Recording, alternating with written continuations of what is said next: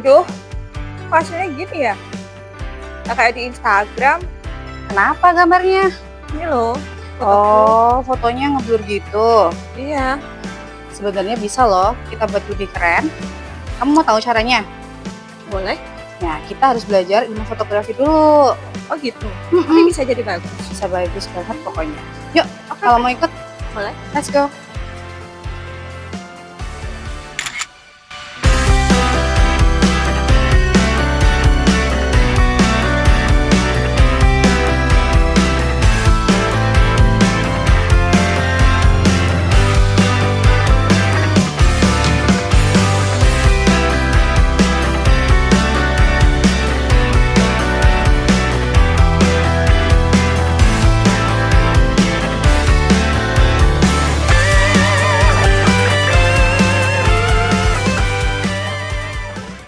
Halo Sobat Vokasi, perkenalkan saya instruktur LKPI Nasabah. Pada pembahasan kali ini saya akan menjelaskan materi fotografi dan editing foto produk. Bagaimana memotret foto produk dengan teknik dasar fotografi, mulai dari pencahayaan, komposisi, hingga pengaturan kamera yang mudah diterapkan di berbagai kondisi. Serta cara proses editing sederhana namun efektif agar mampu menghasilkan foto produk yang menarik, profesional, siap digunakan untuk promosi digital. Sekaligus menjadi langkah awal menuju wirausaha yang sukses di era visual saat ini. Baik Sobat Vokasi, sebelum saya mempraktekkan cara memotret foto produk dengan teknik dasar fotografi serta editing foto produk, alangkah baiknya saya tunjukkan alat dan bahannya terlebih dahulu. Yang pertama ada laptop atau komputer yang tentunya sudah terinstall software Photoshop yang digunakan untuk mengedit foto produk atau membuat desain lain. Yang kedua ada kamera. Kamera DSLR atau mirrorless untuk mengambil foto agar hasil fotonya lebih bagus dan tajam.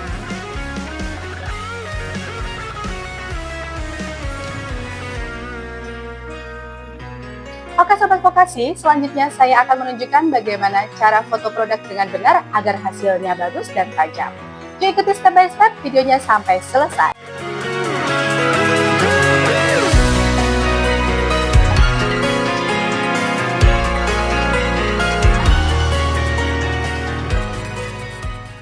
Sebelum kita memotret dengan kamera, teman-teman harus tahu cara setting kamera dari mulai mengatur ISO, aperture, dan shutter speed ya.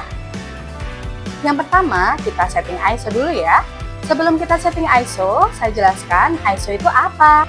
ISO adalah kemampuan sensor kamera menangkap cahaya atau sensitivitas cahaya. Jadi di settingan ISO ada angka-angkanya, rata-rata di kamera angkanya mulai dari 100, 200, bahkan bisa sampai 6500. Dan angka yang ada pada ISO akan mempengaruhi seberapa besar bukaan atau sensitivitas cahaya yang kita tangkap. Misal angkanya kecil, otomatis cahaya yang ditangkap lebih sedikit. Sedangkan kalau angkanya besar, maka cahaya yang ditangkap semakin besar. Dan ini akan sangat berpengaruh pada saat kondisi cahaya di tempat kita memotret. Misal, kita memotret di siang hari dan cahaya matahari cukup cerah, maka ISO yang kita atur cukup di angka kecil, 100 atau maksimal 200, karena cahaya sudah cukup terang. Sedangkan, jika kita memotret di tempat ruangan atau yang cukup gelap, maka ISO yang kita atur di angka yang lebih besar, yaitu di atas 600 atau menyesuaikan kondisi cahaya di tempat pada saat kita memotret. Yang kedua, kita setting aperture atau bukaan diafragma atau kalau di kamera satuannya itu f. Diafragma adalah kemampuan lensa kita membuka untuk memasukkan cahaya berfungsi mengatur intensitas cahaya yang masuk pada kamera. Kalian bisa lihat pada saat kita putar-putar lensa, pada kamera biasanya lubangnya akan membesar atau mengecil dan itu yang disebut diafragma. Jadi, semakin besar lubang bukaannya, akan semakin banyak cahaya yang masuk. Dan biasanya, angkanya itu akan terlihat semakin kecil. Contohnya, F garis miring 2,8. Itu adalah bukaan yang besar. Atau F garis miring 1,4, bukaannya semakin besar lagi. Dan sebaliknya, jika kita menggunakan bukaan diafragma yang kecil, maka cahaya yang masuk juga semakin kecil. Biasanya ditulis dengan F garis miring 11 atau 16 dan lainnya.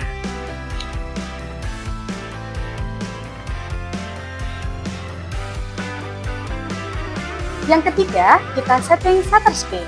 Shutter speed adalah kecepatan rana kamera saat membuka dan menutup untuk menangkap cahaya. Semakin cepat shutter terbuka dan menutup, semakin sedikit cahaya yang masuk. Sebaliknya, semakin lambat shutter speed, semakin banyak cahaya yang masuk ke sensor kamera. Biasanya shutter speed ditulis seperti ini. 1/1000, 1/500, 1/125, hingga 1 detik, 2 detik, bahkan lebih lama lagi. Semakin besar angkanya di belakang garis miring, seperti 1/1000, berarti rana terbuka sangat cepat. Semakin kecil seperti 1/10 atau 1 detik, artinya rana terbuka lebih lama. Nah, penggunaannya tergantung pada kondisi cahaya dan efek yang kamu ingin ciptakan ya. Kalau kamu ingin membekukan gerakan, misalnya saat memotret orang olahraga, air terjun, atau hewan yang bergerak cepat, gunakan shutter speed tinggi, seperti 1/500 atau lebih cepat. Hasilnya, objeknya terlihat tajam dan tidak blur. Sebaliknya, kalau kamu ingin menampilkan efek gerakan seperti aliran air yang tampak lembut atau lalu lintas yang membentuk garis cahaya, gunakan shutter speed lambat ya, seperti 1/10 detik atau bahkan beberapa detik. Tapi ingat, shutter speed lambat kamu butuh tripod agar hasilnya tidak goyang atau blur karena getaran tangan. Nah, 3 elemen yang tadi kita pelajari bisa disebut segitiga exposure.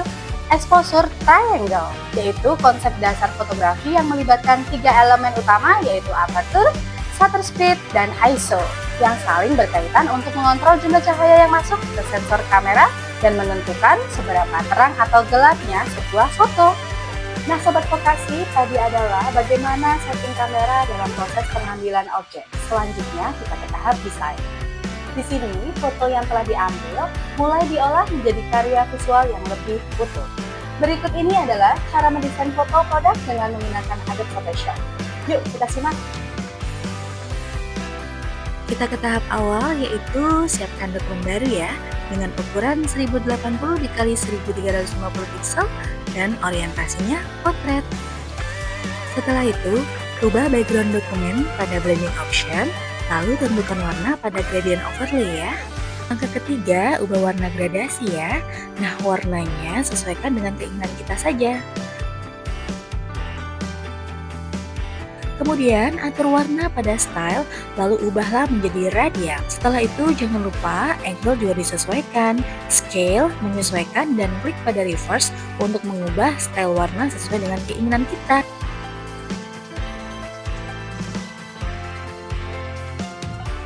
Langkah keempat, siapkan foto produk yang tadi kita sudah ambil ya.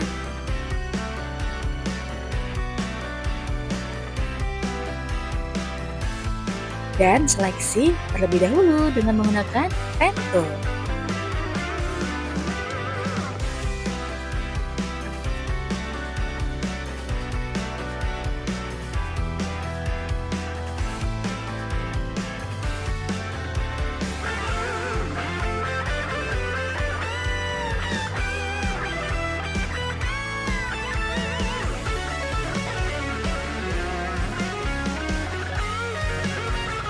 Selanjutnya, masukkan foto produk yang sudah selesai diseleksi.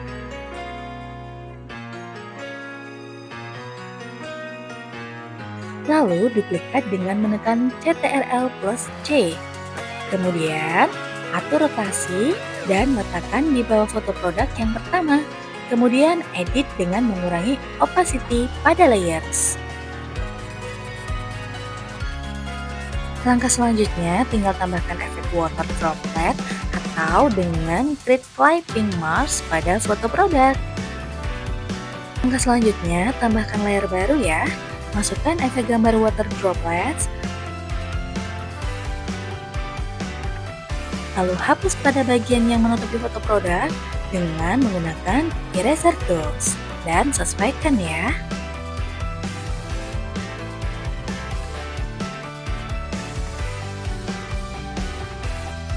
Langkah selanjutnya yaitu duplikat gambar water droplets dan ubah rotasinya sesuai dengan posisi yang diinginkan. Langkah selanjutnya, kalian bisa tambahkan gambar jeruk ya. Nah, pastikan gambar jeruk ini tidak ada background di belakangnya. Kalau belum, kalian seleksi dulu ya.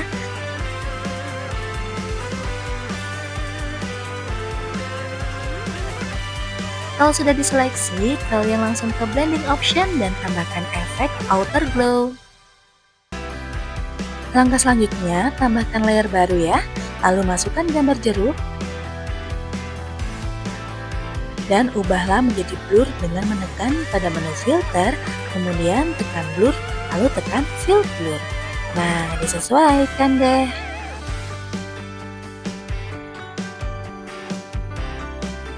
Selanjutnya, tambahkan gambar daunnya sebagai hiasan poster agar lebih menarik. Lalu, jangan lupa kalian atur gambar daunnya dan diubah menjadi blur, sama seperti gambar jeruk. Nah, sebelumnya di-blur dengan cara yang sama dan sesuaikan dengan keinginan kalian.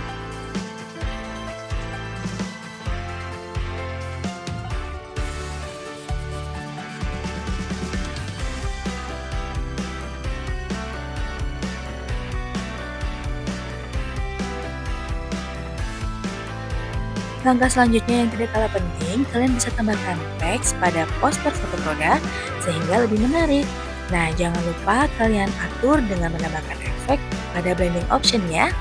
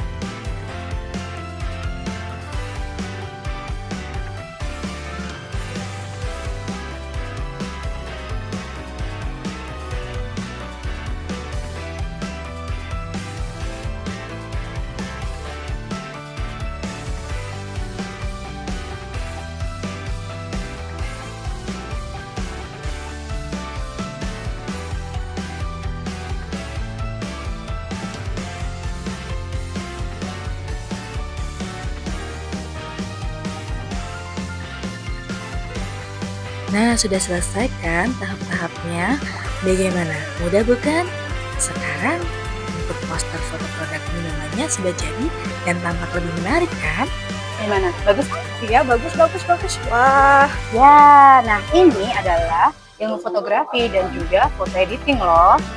ternyata mudah ya Kak ya. Mudah banget, dan untuk pelajaran tadi yang kita bahas itu diajarkan di program PKW LKP Inasaba. Oh gitu. Betul sekali. Keren banget tuh, apalagi kan sekarang kita lagi butuh tuh ilmu-ilmu digital. Betul sekali. Oke, makasih ya Kak ilmunya udah Sama-sama. diajarin. Oke, yuk kita lanjut lagi yuk.